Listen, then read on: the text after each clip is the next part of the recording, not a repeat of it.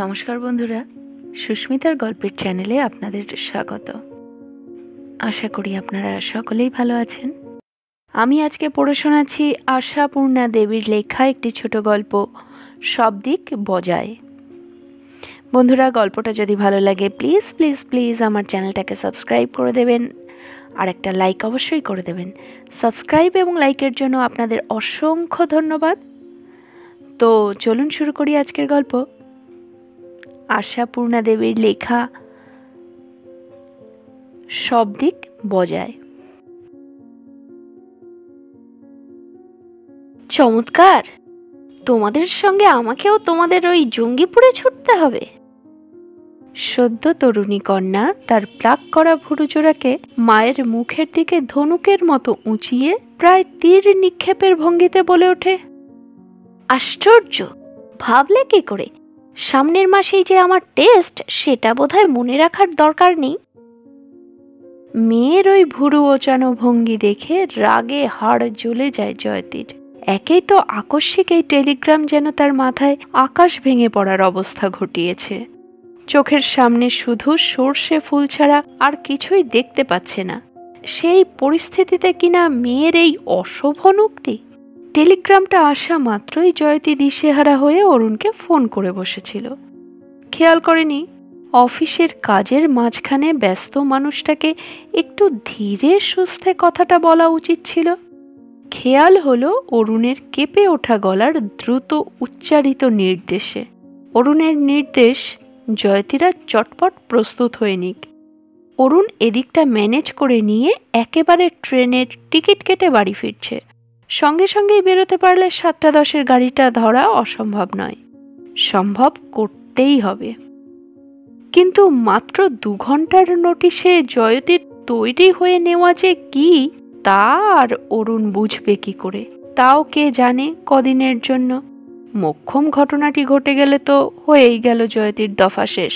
আর যদি তা নাও হয়, যদি গড়িয়েই যায় ব্যাপারটা, তাহলে অরুণ নির্ঘাত জয়তীকে আরও কিছুদিনের জন্য সেই বিদঘুটে জায়গায় ফেলে রেখে দিয়ে ছুটি ফুরিয়েছে বলে চলে আসবে। তা সে যাক, ভবিষ্যতে যা হয় হবে। কিন্তু এখন বর্তমানে সর্বস্ব সংসার শরতের হাতে ফেলে রেখে চলে যেতে হবে তো।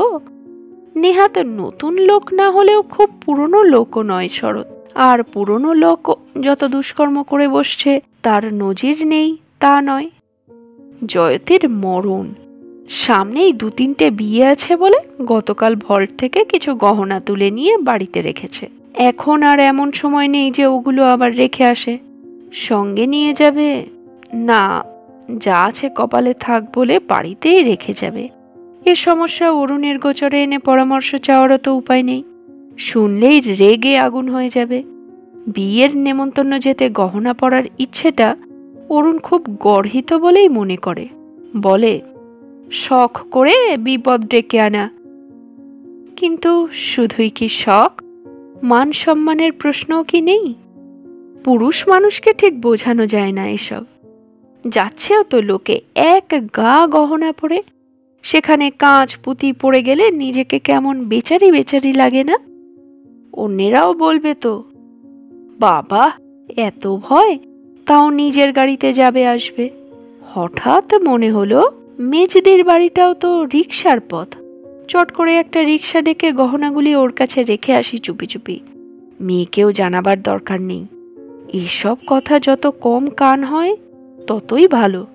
কাজেই জয়তী মেয়েকে শুধু টেলিগ্রাম ঘটিত ঘটনাটি জানিয়ে এবং ওর বাপের নির্দেশটা শুনিয়ে দ্রুত ব্যস্ত ভঙ্গিতে বলল, তুই বরং ততক্ষণ তোর জিনিসপত্রগুলো গুছিয়ে নে, আমি চট করে একবার মেজদিকে জানিয়ে আসি হঠাৎ জঙ্গিপুরে যেতে হচ্ছে। কদিন যে থাকতে হবে বুঝতেও পারছি না। ভারী অসহায় অসহায় লাগছিল জয়তীকে। আর মেয়ে কিনা মায়ের ওই অসহায় মুখের দিকে ভ্রু ধনু যুগল উঁচিয়ে ব্যঙ্গের গলায় প্রশ্ন করল, সামনের মাসেই যে আমার টেস্ট, সেটা বোধহয় মনে রাখারও দরকার নেই। বলল, তোমাদের সঙ্গে আমাকেও তোমাদের ওই জঙ্গিপুরে ছুটতে হবে। আশ্চর্য, এতেও হাড় জ্বলবে না জয়তীর? তবু সেই জ্বলন্ত হাড়কে সহ্য শক্তির শীতল বাড়ি ঢেলে নিভন্ত করে ফেলে জয়তী ক্ষুব্ধ গভীর গলায় বলল, জঙ্গিপুরটা আমার নয় খুকু, তোমাদেরই। আর তোমার পরীক্ষার কথা মোটেও ভুলে যায়নি। তবে স্কুল কলেজের পরীক্ষা ছাড়াও জীবনে আরো অনেক পরীক্ষা আসে। যাক, যেতে তো হবেই, বইটই নিয়ে চলো। ঢিলে ঢিলে বেল বাটম আর টানটান পাঞ্জাবি পরা খুকু অভ্যাসগতভাবে দুহাত দিয়ে ঘষে ঘষে পাঞ্জাবিটাকে পালিশ করার মতো চোস্ত করতে করতে অনায়াস ভঙ্গিতে ঠোঁট উল্টে বলল, হবে বললেই অমনি হবে? বই নিয়ে গিয়ে অন্য কোথাও বসে পড়া? আমার দ্বারা হয় না। আমার পক্ষে এখন যাওয়া ইম্পসিবল, অসম্ভব। যে মেয়ের দেহের ক্লান্তি পুষ্টি বৃদ্ধিকল্পে জয়তী চিরদিন প্রাণপাত করে চলেছে, এখন সেই মেয়েই বাড়ন্ত পুরন্ত শরীরের উদ্ধত বুক আর উদ্ধত মুখের দিকে তাকিয়ে জয়তীর মাথা থেকে পা অবধি যেন বিষ ছড়িয়ে গেল। আর ওই ব্যঙ্গ হাসিতে বাঁকা ঠোঁট আর টোল পড়া গালটি, ওরা যেন জয়তীকে হাতটা নিষ্পিস করাতে থাকে ঠাস করে একটা চড় বসিয়ে দেবার জন্য। প্রচণ্ড চড়। একদা জয়তীর জ্যাঠামশাই যাকে বলতেন ৮২ শিক্ষা ওজনের, ওই ৮২ শিক্ষা শব্দটা আগে খুব শোনা যেত, এখন আর যায় না। এমন ওজনের ভারী চড়টা পড়বার জায়গাটা কোথায়? কিন্তু ভারী না হোক, নেহাত হালকা একটা চড়ও বসিয়ে দিতে পারে না জয়তী তার ১৭ বছরের মেয়ের গালে। বিস্ফোরণ বলে একটা শব্দ আছে তো, এখন আবার প্রবল বিক্রমেই আছে। অতএব জয়তী কষ্টে নিজেকে সামলে নিয়ে মেয়েকে বাগে আনবার চিরাচরিত চেষ্টাই ধরে, অর্থাৎ নিজের মেয়ের পক্ষ হয়ে অরুণকে প্রতিপক্ষের আসনে দাঁড় করিয়ে ভান করার সহানুভূতির গলায় বলে, যাওয়া অসম্ভব সে তো আমিও বুঝি রে, কিন্তু কি করব বল? তোর বাপিকে কি বোঝানো যাবে?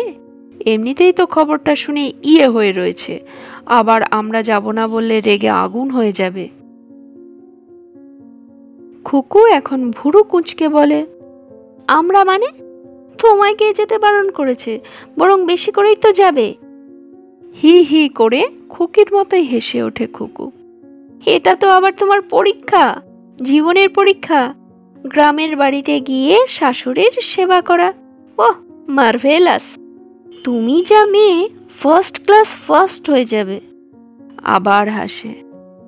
তবু জয়তীকে মাথা ঠান্ডা রাখতে হবে, কারণ জয়তী জানে যে একবার ধৈর্য হারিয়ে চড়ে উঠলে ওই হিহি করা মেয়েই সঙ্গে সঙ্গে চতুর্গুণে চড়ে উঠে তার মাগিরি ঘুচিয়ে দেবে। সাপকে ঝাঁপির মধ্যে থেকে বার করলে কি আর রক্ষে আছে? জয়তীকে তাই আরো নত হতে হয়, আরো অভিনেত্রী। থাম খুকু, হাসিস নে বাবা। আমার বলে মাথার মধ্যে ইঞ্জিন চলছে, কি করে যে ২ ঘন্টার মধ্যে সংসারটাকে সামলে গুছিয়ে নিয়ে বেরোবো, আর তুই এলি ঠাট্টা করতে। নে রে লক্ষ্মীটি, তোর সুটকেসটা গুছিয়ে আমি ঝপ করে একবার মেজদির বাড়ি ঘুরে আসি। খামোখা সুটকেস গোছাতে যাব কেন? খুকুর নির্লিপ্ত অথচ সুদৃঢ় ঘোষণা।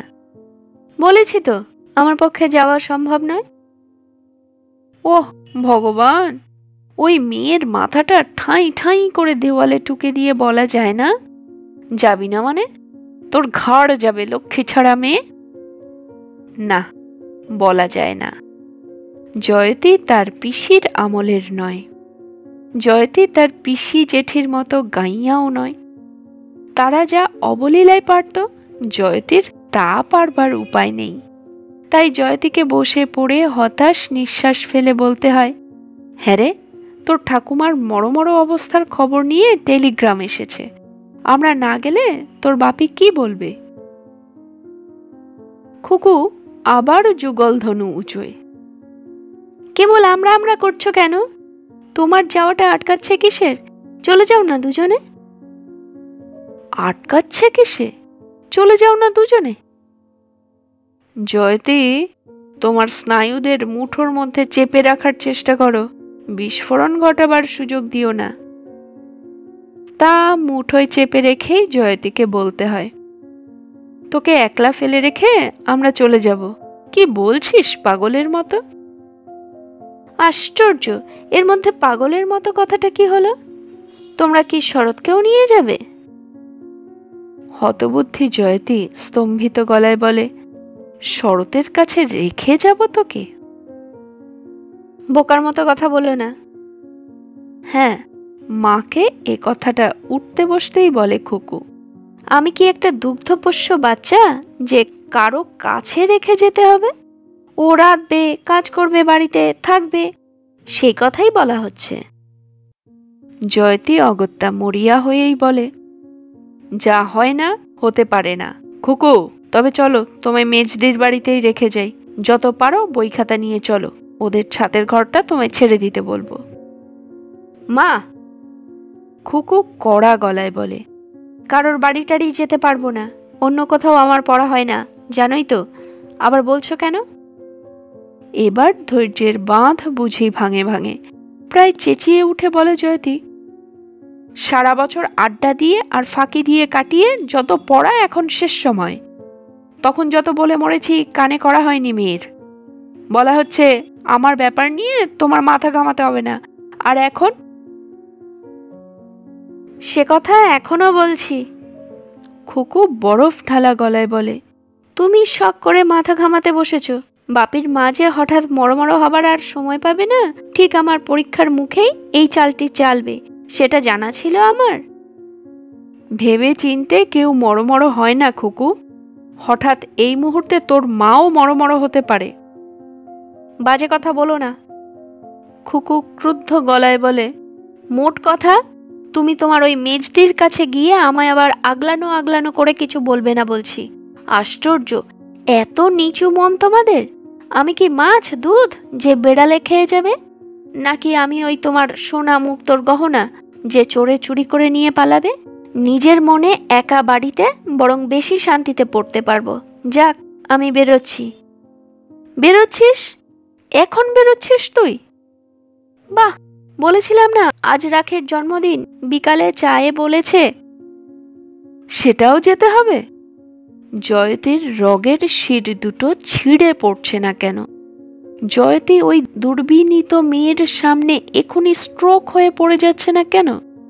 এই মেয়ে জন্ম পর্যন্ত জয়তীর নিজের জীবন বলে তো কিছুই নেই। ওই মেয়েকে ঘিরেই সব। মেয়ে বড় হয়ে ওঠা পর্যন্ত আরই খুকুর ইচ্ছে, খুকুর পছন্দ, খুকুর ভালো লাগা, খুকুর মন্দ লাগা, এর বশেই জীবন নিয়ন্ত্রিত। যেন জয়তী দাসী আর তার মনিবের মেয়েকে মানুষ করছে। শাসন করতে গেলেই চোখ রাঙিয়ে ওঠে। অরুণের আর জয়তীর যে কোনো মধুর মুহূর্তগুলো অনায়াসেই ধ্বংস করে দিতে পারে। কত সময় কত সুখময় পরিস্থিতি নষ্ট করে বসে ওই নির্মায়িক মেয়ে। এ যুগে এদের নাকি বলে মুডি। জয়তীর হঠাৎ মনে হলো কি ভালোই ছিল তার পিসির আমলটা। পিসি তার সেই বেয়ারা মেয়েটাকে বলতো, কিন্তু যাক, সে কথা ভেবে কোনো লাভ নেই। জয়তী শেষ চেষ্টায় নামে, খুব নরম গলায় বলে, খুকুরে, 2-4 দিনের ক্ষতি তুই ম্যানেজ করে নিতে পারবি। সময়ে আড্ডা মেরে ফাঁকি দিয়ে বেড়াস তাই, নইলে ব্রেনটা তো খুবই ভালো। চল লক্ষ্মীটি। আহা, ছেলেবেলায় দিদা দিদা করে কত ভালোবাসতিস। সত্যিই যদি মরে টরে যান, দেখা হবে না। খুকু বন্ধুর বাড়ি নেমন্তন্নে যাবার উপযুক্ত পোশাক বাঁধছিল আলমারি খুলে। মুখটা ফিরিয়ে বেজার গলায় বলে, দেখো মা, সেন্টিমেন্টের কথাটা তুলে আমায় কবজা করার চেষ্টা করতে এসো না।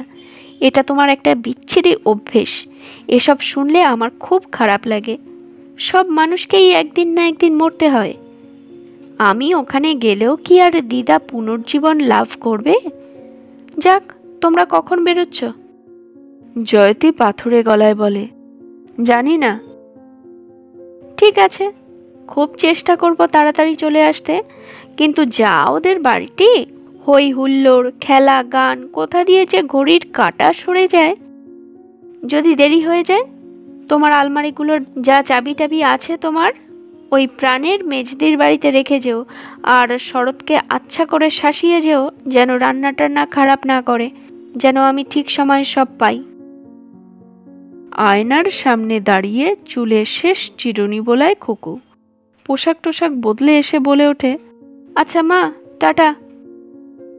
হঠাৎ মরিয়া হয়ে জয়ন্তী ওর সামনে গিয়ে দরজা আগলায়। ও বাড়ি ফেরার আগে তোমার কোথাও যাওয়া হবে না, এলে যা খুশি করো। জয়তীর কণ্ঠস্বর ভীষণ, কিন্তু খুকু কি ভীষণাকে ভয় পায়? ও তো খুকু, তাই হঠাৎ দুহাতে তালি দিয়ে হেসে ওঠে। ওহ মা, তুমি যে একেবারে ড্রামার সিন করে তুলেছ মা জননী। বলছি তাড়াতাড়ি এসে যাব, সরো বাবা, এমন সব কাণ্ড করো তোমরা। মার পাশ কাটিয়ে তরতরিয়ে নেমে যায় খুকু, মুনি মনোলোভা সাজ করে আর বিদেশি সেন্টের সুরভি ছড়িয়ে। কিন্তু ওসব পোশাক তো জয়তী শখ করে কিনে দিয়েছে, অনেক দাম দিয়ে কিনে দিয়েছে এই সেন্ট। তবে এখন জয়তীর এমন রাগ আসছে কেন? মেয়ের ওই টাইট ফিট পোশাক পরা শরীরটার উদ্ধত ভঙ্গি দেখে। ওই শরীরটাকে কেমন একরকম মোচড় দিয়ে পাক খাইয়ে তরতরিয়ে নেমে গেল পাজি মেয়ে। এটাই ওর তাচ্ছিল্যের চরম ভঙ্গি।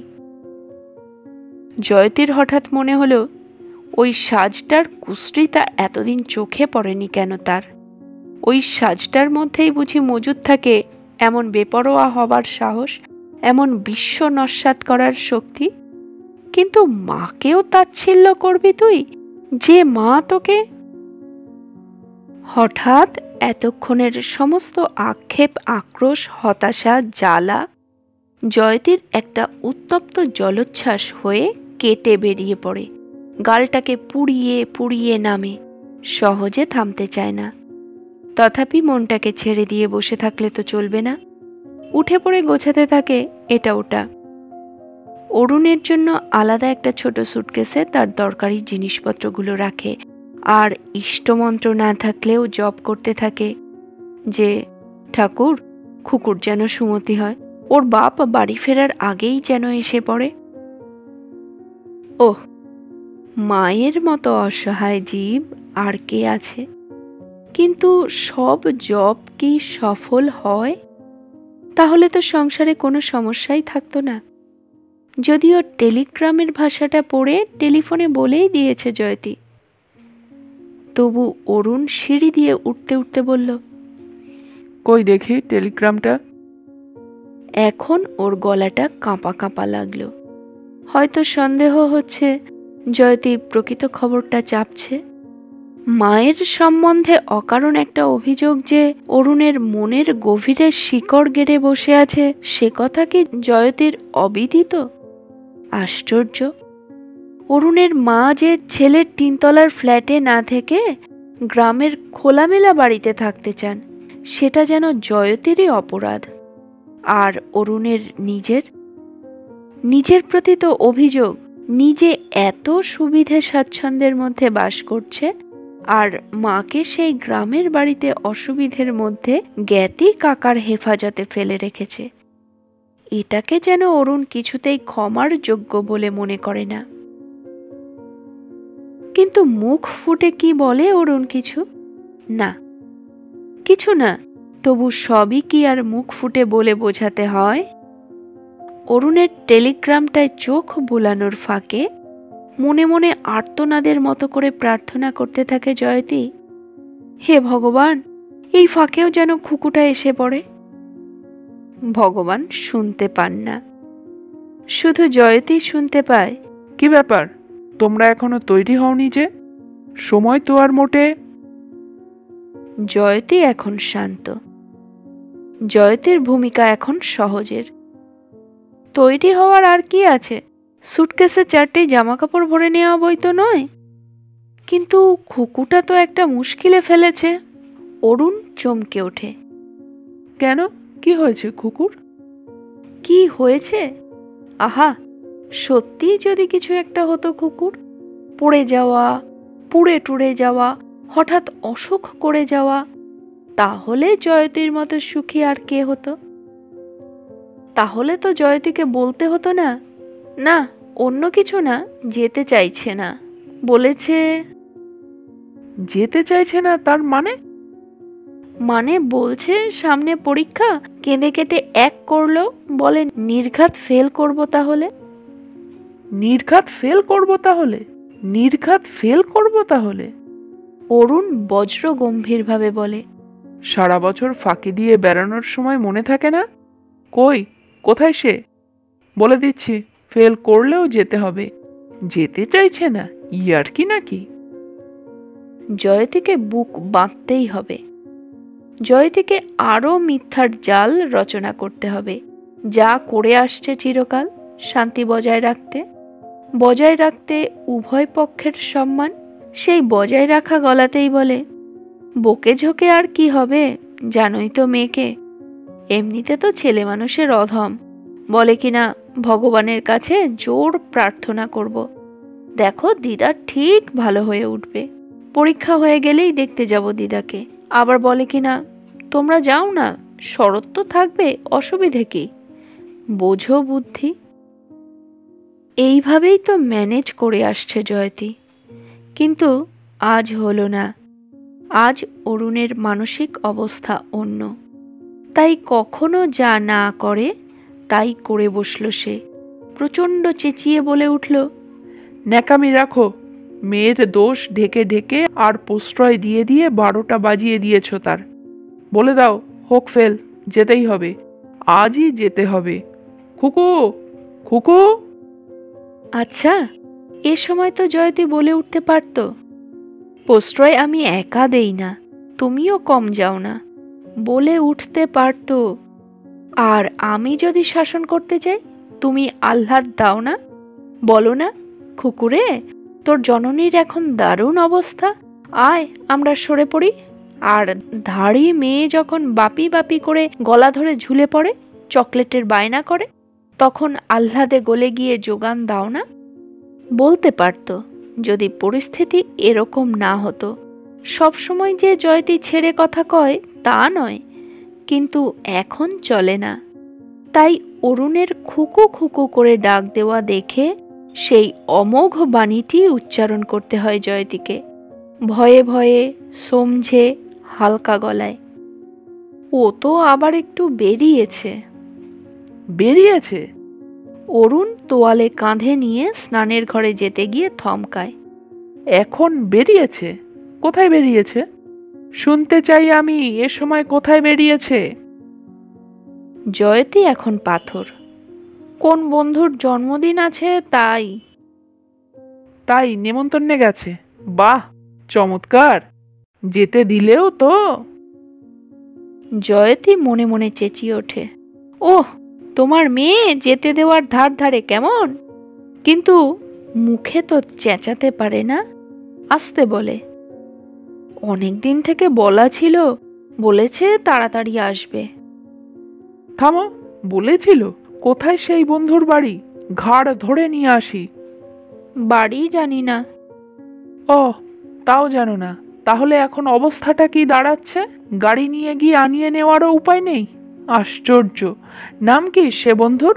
শরৎ জানে? হয়তো জয়তী বলতে যাচ্ছিল, শরৎ আবার কি জানবে।